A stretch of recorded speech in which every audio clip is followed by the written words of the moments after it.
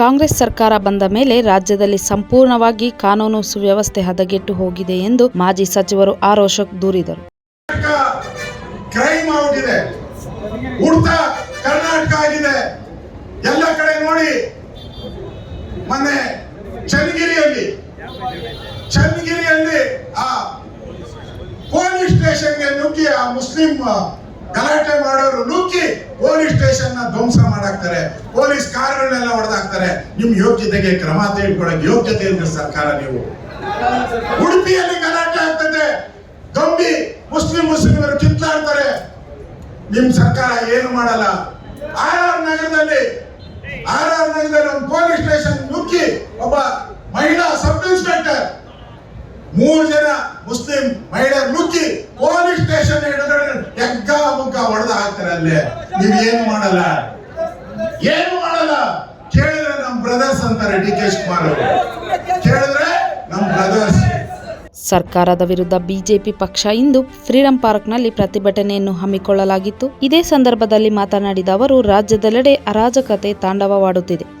ರಾಜ್ಯ ಕಾಂಗ್ರೆಸ್ ಸರ್ಕಾರ ಅಭಿವೃದ್ಧಿಗೆ ಯಾವುದೇ ಹೊತ್ತು ನೀಡದೆ ಹಣ ಬಿಡುಗಡೆ ಮಾಡುತ್ತಿಲ್ಲ ಎಂದು ಅವರು ಆಕ್ರೋಶವನ್ನು ವ್ಯಕ್ತಪಡಿಸಿದರು. ಪ್ರತಿಭಟನೆಯಲ್ಲಿ ಬಿಜೆಪಿ ಪಕ್ಷದ ಶಾಸಕರುಗಳು, ಪದಾಧಿಕಾರಿಗಳು ಭಾಗವಹಿಸಿ ಕಾಂಗ್ರೆಸ್ ಸರ್ಕಾರದ ವಿರುದ್ಧ ಘೋಷಣೆ ಕೂಗಿದರು. ಇವತ್ತು ಬೆಂಗಳೂರಲ್ಲಿ ಹಳ್ಳ ಬಿದ್ದು 100 ಜನಕ್ಕೆ ತೊಂದರೆ ಆಗ್ತಾ ಇದೆ, ಸಾವು ನೋವುಗಳಾಗ್ತಾ ಇದೆ. ನಿಮ್ ಕಣ್ಣೇ ಕಾಣಿಸಲ್ವಾ? ಕಣ್ಣು ಕಾಣದೇ ಇರೋ ಸರ್ಕಾರ ಇದು. ಬೆಂಗಳೂರಲ್ಲಿ ಓಡಾಡ್ತಾರೆ. ನಾನು ಕೇಳಿದ್ರೆ ಒಂದ್ಸರಿ ಅಶ್ವಥ್ ನಾರಾಯಣ ಅವ್ರದ್ದು ಏನೋ ಗಲಾಟೆ ಆಯ್ತು. ಅವಾಗ ಹೇಳಿದ್ರು, ನಾನು ಬೆಂಗಳೂರಿಗೆ ಅಶ್ವಥ್ ನಾರಾಯಣ್ ರಾಮನಗರದಲ್ಲಿ ಗಲಾಟೆ ಆದಾಗ ಅಶ್ವಥ್ ನಾರಾಯಣ್ ಹೇಳಿದ್ರು, ಬೆಂಗಳೂರಿಗೆ ನಾನು ಕಿವಿ ಮೇಲೆ ಹೂವು ಇಟ್ಕೊಂಡು ಬಂದಿಲ್ಲ ಅಂದ್ರು. ಹೀಗೆ ಇಟ್ಕೊಂಡಿದ್ದೀರಾ ಶಿವಕುಮಾರ್ ಅವರೇ? ಯಾವ ಚೆಂಡು ಹೂವು ಇಟ್ಕೊಂಡಿದ್ದೀರಾ ನೀವು? ಏನ್ ಇಟ್ಕೊಂಡು ಬೆಂಗಳೂರಿಗೆ ಬಂದ್ರಿ ನೀವು? ಕಾಲಿಫ್ಲವರ್ ಇಟ್ಕೊಂಡು ಬಂದ್ರ ನೀವು? ಅವಾಗ ಹೇಳಿದ್ರಿ ನಮ್ಮ ಅಶ್ವಥ್ ನಾರಾಯಣ ಅವ್ರಿಗೆ, ಈಗ ಬೆಂಗಳೂರವ್ರ ಮೇಲೆ ಕಿವಿ ಹೂವು ಇಕ್ಕಕ್ ಬರ್ತಾ ಇದ್ದೀರಲ್ಲ. ಬೆಂಗಳೂರನ್ನ ಬ್ರ್ಯಾಂಡ್ ಮಾಡ್ತೀನಿ. ಅದೇನ್ ಬ್ರ್ಯಾಂಡೇ ಗೊತ್ತಿಲ್ಲ. ಕೊಡೆಗೆ ನಾವು ಯಾವ ಸ್ಥಿತಿಗೆ ಮುಟ್ಟಿದ್ದೀರಿ ಅಂತ ಹೇಳಿದ್ರೆ, ಕಸದ ರಾಶಿ, ಹಳ್ಳ ಕೊಳ್ಳಗಳ ರಸ್ತೆ, ಮನೆಯಿಂದ ಆಚೆ ಹೆಣ್ಮಕ್ಳು ಹೋದ್ರೆ ಬದುಕೋ ಗ್ಯಾರಂಟಿ ಇಲ್ಲ, ಕಾಲೇಜ್ ಹೋದ್ರೆ ಬದುಕೋ ಗ್ಯಾರಂಟಿ ಇಲ್ಲ. ಇಂಥ ಒಂದು ಭ್ರಷ್ಟ ಸರ್ಕಾರ ಇವತ್ತು ಕರ್ನಾಟಕದಲ್ಲಿರುವಂತದ್ದು ನಾವು ನೋಡ್ತಾ ಇದ್ದೀವಿ. ಒಂದೇ ಒಂದು ಕರೆ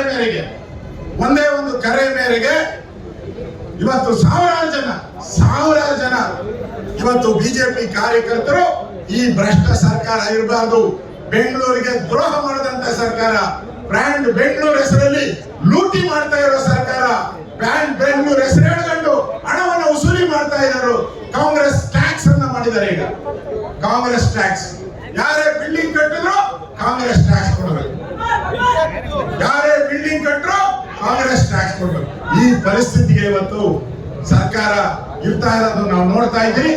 ನಿಜವಾಗೂ ಈ ಬ್ರ್ಯಾಂಡ್ ಬೆಂಗಳೂರು ಅಂತ ನೀವೇನ್ ಹೇಳಿದ್ರಿ, ಮೋಸ ಮಾಡ್ತಾ ಇದ್ದೀರಾ.